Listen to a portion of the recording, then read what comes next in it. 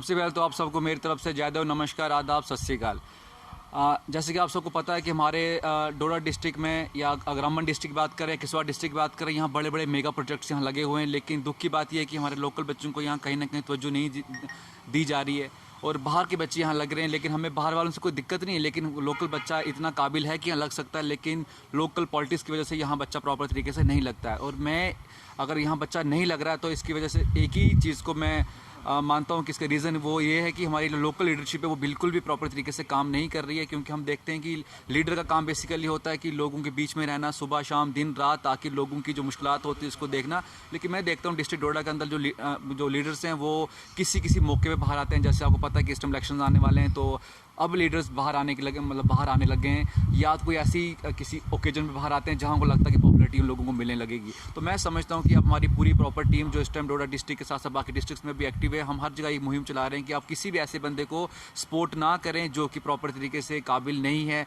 सिर्फ पैसे के दम पे लोग अब इस टाइम आगे आ रहे हैं और उस पैसे की वजह से जब ये लोग बाद में जीत जाते हैं तो एक आम बंदे को नहीं पूछते हैं। तो मैं समझता हूँ कि एक ऐसी वेव हम लोगों को बनानी चाहिए कि काबिल बंदे को ही आगे लाने की कोशिश की जानी चाहिए।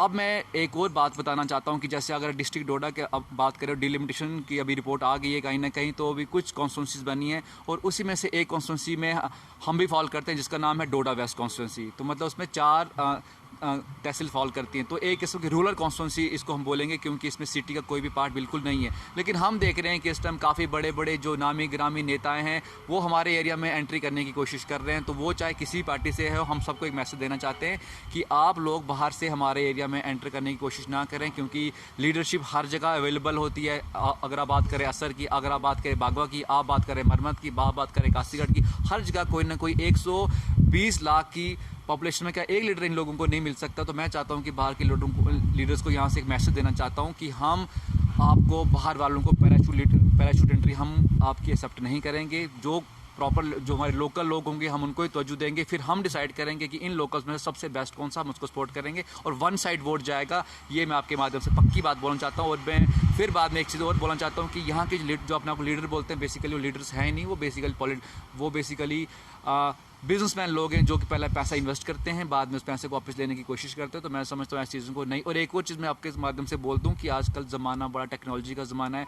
मुझे नहीं लगता है कि यहाँ जो लोग टेस्ट करने की बात करते हैं उनको ये पता होगा कि डोडा डिस्ट्रिक्ट के अंदर कितनी है। अब जब एक इलेक्शन का माहौल बनता तो आप फ्रंट फुट पे क्यों आ रहे हो? ये भी एक मकसद था, आपने याद मतलब अच्छा याद दिलाया मैं, ये भी एक मकसद था हमारा आज के मतलब क्या कॉन्फ्रेंस करने का, कि अब देख रहे हैं कि अभी तक हम सबको किसी को खतरा नहीं है, ना हिंदू को खतरा है ना मुस्लिम को खतरा है। लेकिन जैसे जैसे इलेक्शन पास आएंगे और हिंदू को भी खतरा होने लग जाएगा और मुस्लिम को खतरा होने लग जाएगा। और इसी चीज़ों से हम चाहते हैं कि आप सबको बचना चाहिए और बिल्कुल भी ऐसे लोगों को बिल्कुल तवज्जो नहीं देनी चाहिए जो ऐसे माहौल अभी बनाने वाले हैं। क्यों अभी तो बना नहीं लेकिन बनने वाला है। तो हम चाहते हैं कि ऐसे लोगों को मतलब एक्सपोज करना चाहिए। और आपके माध्यम से एक चीज़ मैं और बता दूँ कि अगर जिस टाइप के मूवमेंट अब स्टार्ट कर रहे हैं डोडा डिस्ट्रिक्ट के अंदर, और इस मूवमेंट में हमें पता है कि काफ़ी हमें मुश्किलात भी आएंगी, कोई लोग हमें ब्लैकमेल करेंगे या कुछ करेंगे। तो अगर हमारी किसी टीम में से किसी मेंबर को कुछ भी होता है तो जिम्मेवार यही लोग होंगे। हम बाद में बाय नेम भी बताएंगे अगर हमें लगा कभी, लेकिन फिलहाल यही जो पॉलिटिशियन लोग हैं हम इन्हीं को ब्लेम लगाएंगे अगर कुछ भी हमारे साथ या हमारे किसी टीम के साथ कुछ भी प्रॉब्लम होती है। तो जब उठते बैठते खाते पीते हम सब साथ हैं। हमारी दुकानें अगर आप देखें ऐसा नहीं है कि किसी मार्केट में सिर्फ और सिर्फ हिंदू की दुकानें होंगी या सिर्फ और सिर्फ मुसलमान की दुकानें होंगी।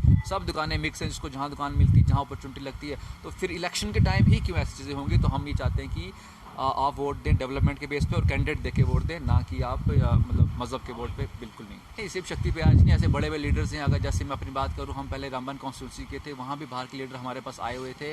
अगर आप डोडा डिस्ट्रिक्ट की बात करें, यहाँ भी मतलब पुराना इतिहास रहा है कि बाहर के लीडर्स यहाँ आए हुए हैं। लेकिन हाँ, इनडायरेक्टली हम ये बोल सकते हैं कि हमारे डोडा वेस्ट में हम बाहर वालों की एंट्री बिल्कुल भी बर्दाश्त नहीं करेंगे। हम चाहते हैं कि लोकल लोगों को अपॉर्चुनिटी मिले, क्योंकि 4 तहसील में 1,20,000 से ऊपर मतलब 1.5 लाख से ऊपर पॉपुलेशन है इन 4 मतलब तहसीलों की। क्या यहाँ एक आदमी भी इस काबिल नहीं कि इलेक्शन लड़ सके वो। तो इसलिए हम चाहते हैं कि प्लीज़ आप, हमें किसी से कोई बैर नहीं, हमें किसी से कोई लड़ाई नहीं, लेकिन हम चाहते हैं कि बाहर वालों को ना लोकल बंदों को तवज्जो मिले। जैसे मैंने ऑलरेडी बात हुई थी कि लोकल फॉर वोकल जो होता है वो उसको आप इम्प्लीमेंट होने दें अच्छे तरीके से, ग्राउंड पे बेसिक बोले ना।